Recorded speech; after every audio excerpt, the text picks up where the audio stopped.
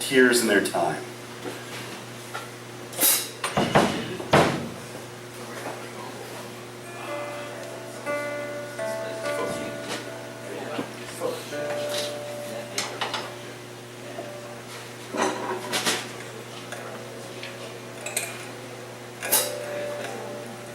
The saddest thing is the readiness.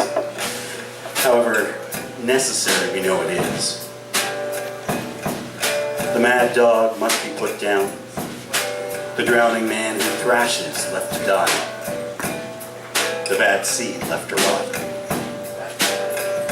Necessity wears a harsh and hardened mask, no matter how sweet and soft the face beneath. It must. It has no choice.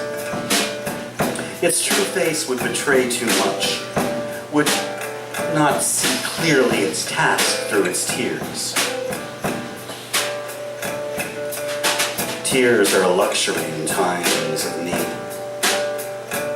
They wash away resolve. They sting our eyes and blur our vision.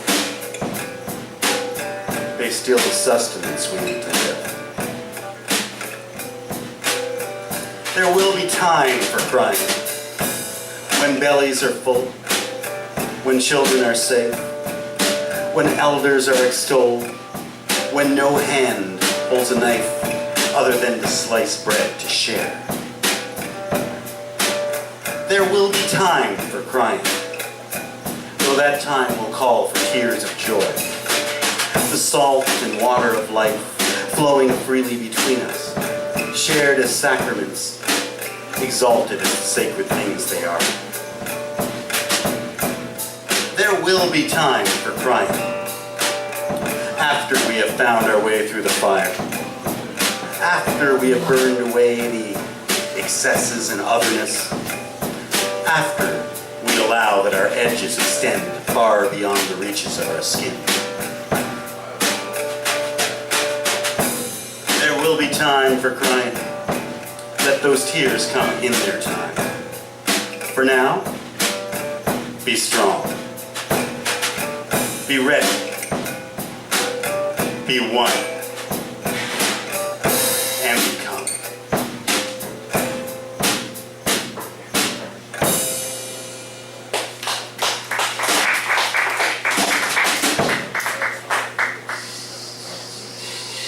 Okay.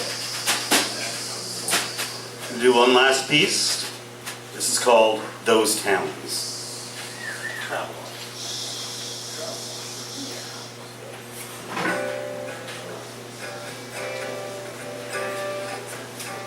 90 clicks, 120 really, drop down to 40, less. Highway becomes Main Street. The blur of trees getting carbon dioxide good as they can give it shifts to the solid lines of pedestrian crossings, populated by slowpoke smiles. They don't jaywalk. No jaded urban jaundices here. The signs exclaiming 30 and the X's punctuating them, they know will have their strict grammar interrupted by the dropped G's of an Acura, expecting them to pay the price of a freeway. That's just part of life in those towns, the ones that might have been built for something else, but ended up just a point between A and B. They just warn their children rather than put in speed bumps, because nothing stands in the way of the automobile. After all, cars carry those weary travelers who subsidize the strip, stopping for the all-day breakfast at Marie's Diner, or picking up condoms at Schulman's drugstore. The locals pick those up out of town where they aren't recognized, even if they make sure Harry and Joan get the rest of their business. And though some shop names have changed, picking up recognizable national brands all the better to pull in those passers-by, they're still Susans, or Joes, or the Flemings, if you're in the know, if you live beyond that line. Beyond that straight line meant for those who never meant to stop, the trees are noticeably prouder than their cousins only seen as blurs. They spend their days and nights pointing greenly up to clear skies with the unhurried wisdom of glaciers. Beyond that straight line, the rest of the streets wind and curl lazily.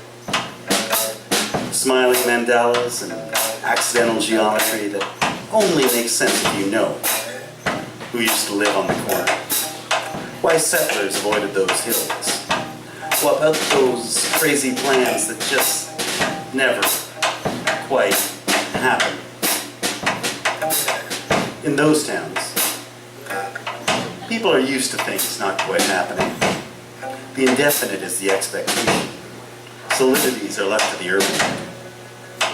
Except on Main Street, where the two worlds coalesce if not collide.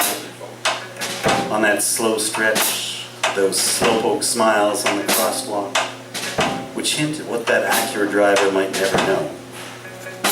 Because you can't be grounded going 120, and poetry is the province of the parked mind. Because no matter how fast or how far you go, it doesn't mean you're getting there.